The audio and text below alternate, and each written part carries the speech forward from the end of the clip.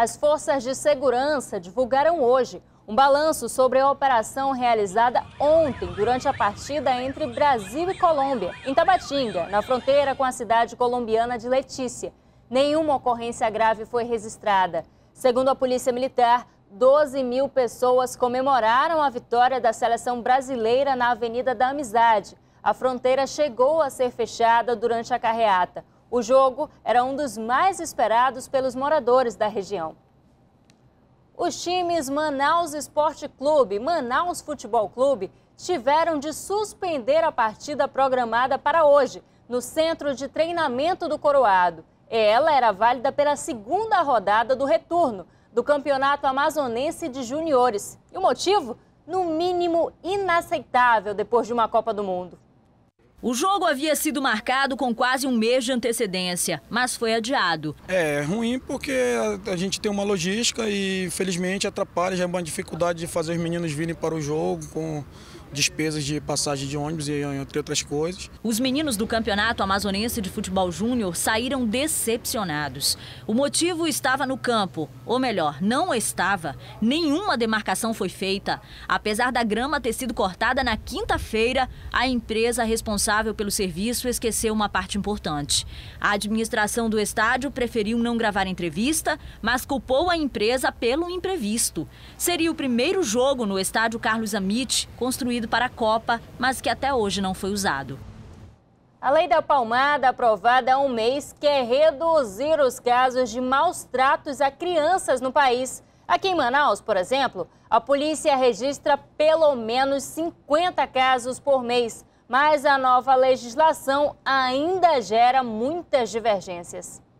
Na foto em família, mal cabem todos os filhos. E no sofá de casa também não. Um lugar para assistir TV por aqui é concorrido. Todos esses são filhos de Dona Socorro, 7 ao todo.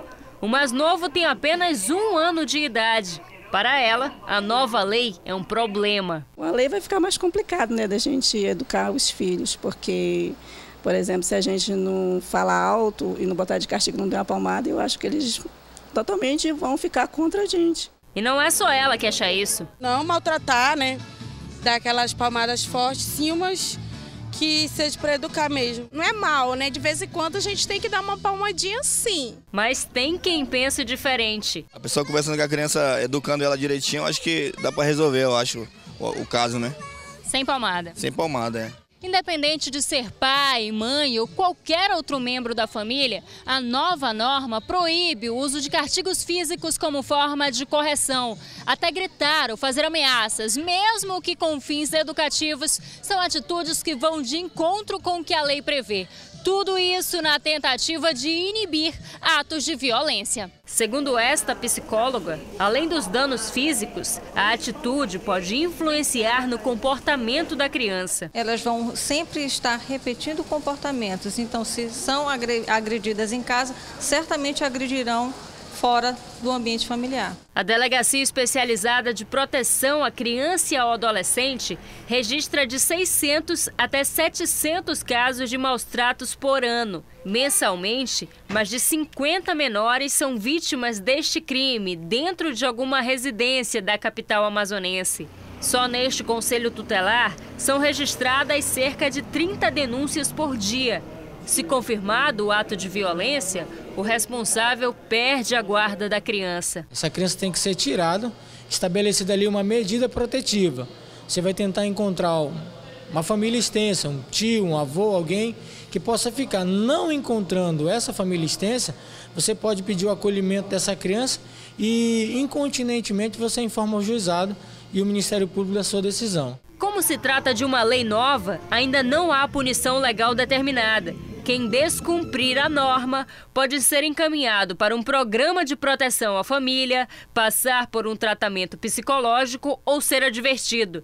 Por outro lado, o artigo 136 da década de 40 define como crime expor a perigo a vida ou a saúde de pessoas sob autoridade, guarda ou vigilância, para fim de educação, ensino, tratamento ou custódia. A pena pode variar de 2 meses a 12 anos, dependendo da gravidade. Nós não podemos, em nenhum momento, afirmar que um pai que, naquele momento, fale um pouco mais alto com seu filho para poder corrigi-lo, seja equiparado a um assassino. Esse é o grande problema dessa lei, que praticamente está fazendo isso, colocando todos os pais na mesma situação, como se todos fossem violentos, como se todos fossem assassinos, como se todos espancassem seu filho. Qualquer denúncia pode ser feita pelo número 08000 92 14 07.